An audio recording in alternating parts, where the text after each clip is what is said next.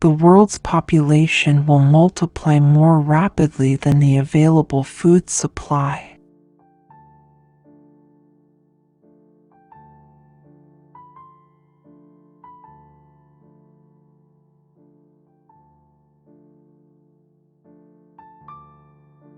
The power of population is indefinitely greater than the power in the earth to produce subsistence for man.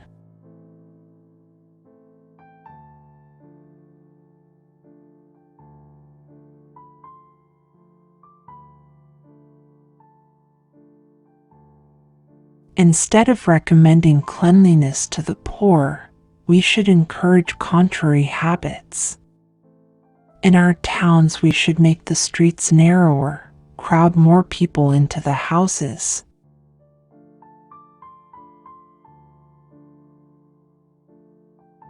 The perpetual struggle for room and food.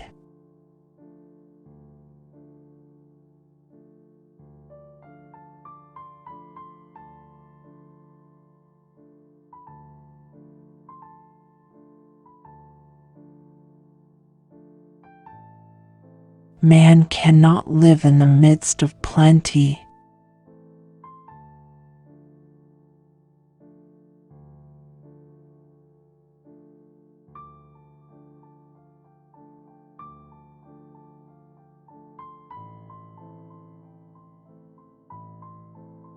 The passion between the sexes has appeared in every age to be so nearly the same that it may always be considered in algebraic language as a given quantity.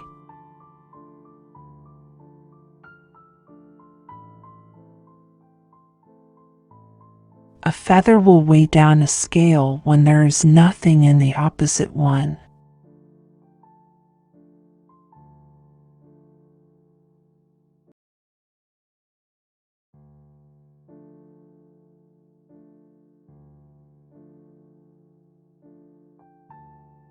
The superior power of population cannot be checked without producing misery or vice.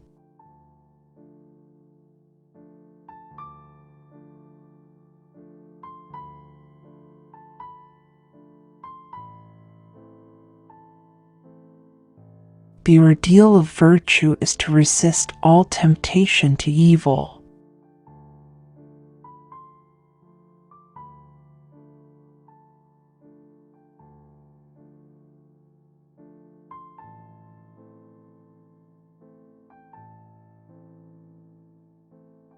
The constant effort towards population, which is found even in the most vicious societies, increases the number of people before the means of subsistence are increased.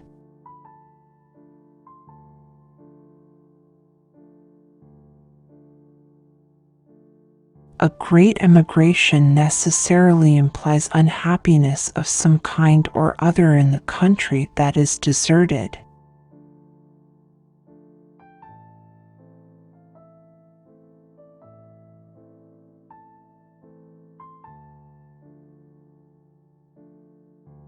The rich, by unfair combinations, contribute frequently to prolong a season of distress among the poor.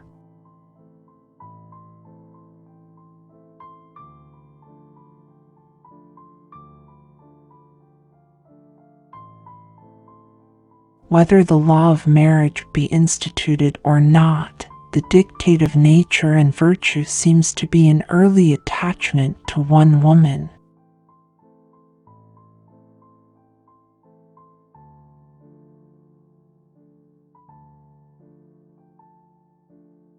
Evil exists in the world not to create despair, but activity.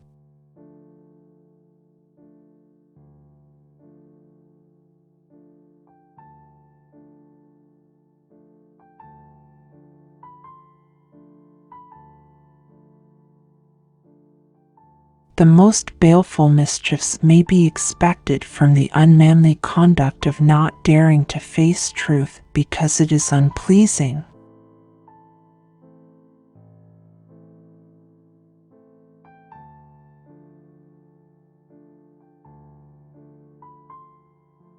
The histories of mankind are histories only of the higher classes.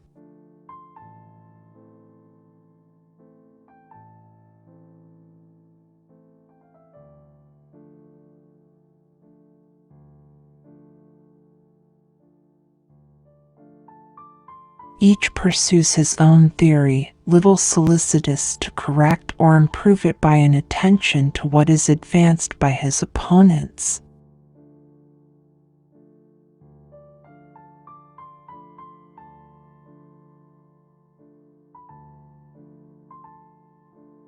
To prevent the recurrence of misery is, alas, beyond the power of man.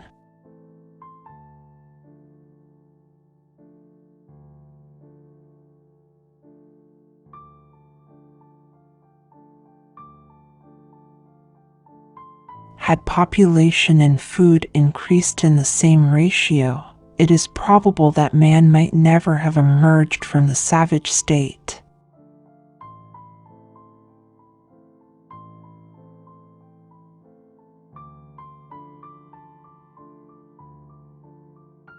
A writer may tell me that he thinks man will ultimately become an ostrich.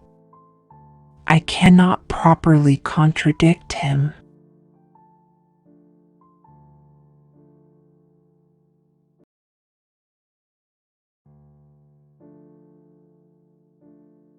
Population, when unchecked, goes on doubling itself every 25 years or increases in a geometrical ratio.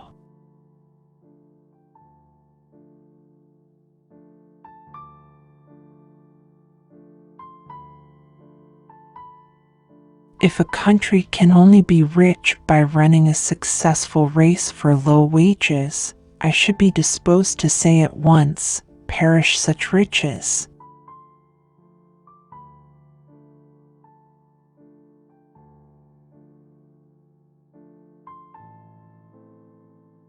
Malthus married in 1804 and beat 3 children with his wife.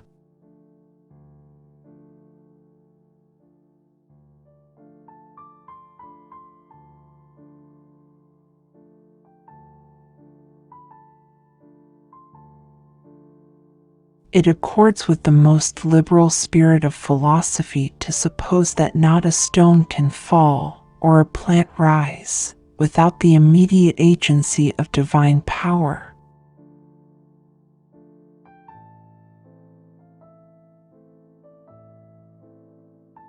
The germs of existence contained in this spot of earth, with ample food and ample room to expand in, would fill millions of worlds in the course of a few thousand years.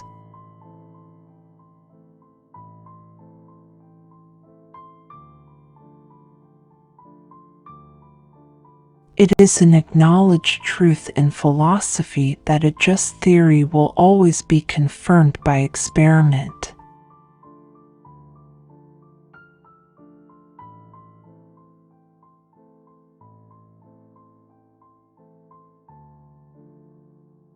No move towards the extinction of the passion between the sexes has taken place in the 5,000 or 6,000 years that the world has existed.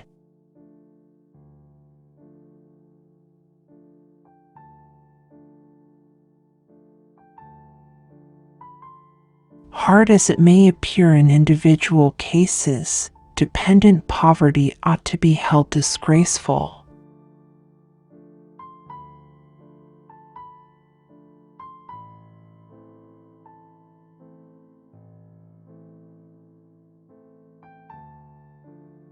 The most effectual encouragement to population is the activity of industry and the consequent multiplication of the national products.